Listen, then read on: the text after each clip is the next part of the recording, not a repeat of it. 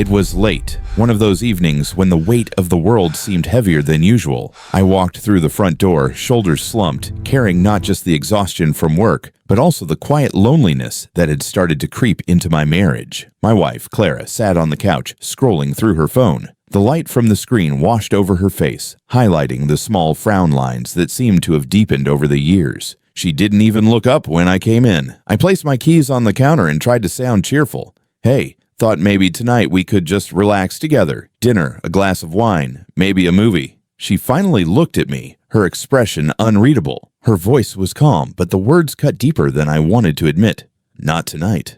2 words. Just like that, the little hope I carried through the day deflated. It wasn't the first time she'd said it, but tonight it carried more weight, more finality. I forced a smile, nodded like it was no big deal, and walked into the kitchen to grab a drink. Inside, though, I was crushed. The silence between us stretched like an ocean. She soon disappeared into the bedroom, shutting the door softly but firmly, leaving me alone in the dim glow of the living room. That's when the knock came. It startled me. I wasn't expecting anyone. I opened the door, and there she was. Maya, my wife's best friend. Maya had been part of our lives for years, practically like family. At 23, she was full of energy, always laughing, always carrying a lightness that seemed missing in my house lately. Tonight, though, she wasn't her usual bubbly self. She looked at me carefully, as if she already sensed something was wrong. "Hey," she said softly. "Clara home?" "She's resting," I replied, trying to keep my tone neutral. Maya stepped inside anyway, her eyes lingering on me. She sat down on the couch, the same couch Clara had left moments before, and for a second, the room felt different, like the air had shifted.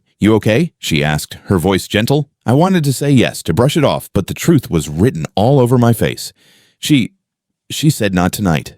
Lately, it feels like it's always not tonight. Maya leaned forward, her eyes searching mine. There was no judgment in her gaze, just concern.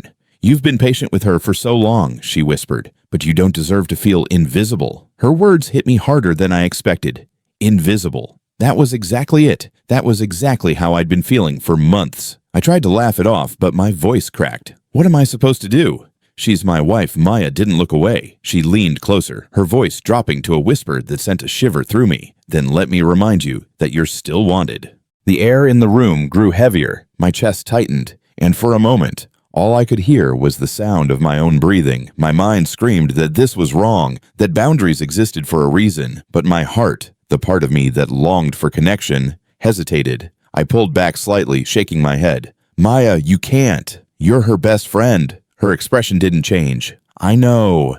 But I also know she's been pushing you away for too long. You've given her patience, love, and loyalty, and she takes it for granted. You deserve more than rejection every night." Her words lingered like a temptation I couldn't ignore. I didn't know if she was offering comfort or something more, but the line between them blurred in that moment. Before either of us could move, the sound of the bedroom door opening froze us in place. Clara stood there, her eyes sharp, her gaze shifting between us. Time slowed, Maya's closeness, her whispers still echoing in my ears. My guilty expression. Clara saw it all, but instead of anger, there was something else in her eyes, hurt maybe, or resignation. She didn't yell. She didn't ask questions. She just stared at us for a long, agonizing moment before turning and walking back into the bedroom, shutting the door behind her. The silence that followed was suffocating. Maya pulled back, her face pale. "I shouldn't have said that," she murmured, standing quickly.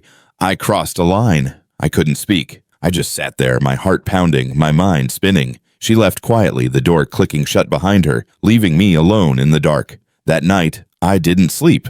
Clara didn't come back out, and I didn't try to go in. I just sat on the couch, replaying everything in my head. The rejection, the whisper, the look in Clara's eyes. What shocked me most wasn't just Maya's words. It was how much I wanted to believe them, how much I wanted someone to remind me I was still worth something. The next morning, Clara acted like nothing had happened. She made her coffee, checked her emails, and left for work. No mention of Maya, no mention of what she might have seen, just silence. And in that silence, I realized the truth. The boundaries hadn't been broken by Maya's whisper alone. They had been cracking for months, each "not tonight," widening the gap until someone else stepped in to fill it. That was the shock I carried with me. Not that Maya whispered those words, but that, for one dangerous moment, I wanted to hear them.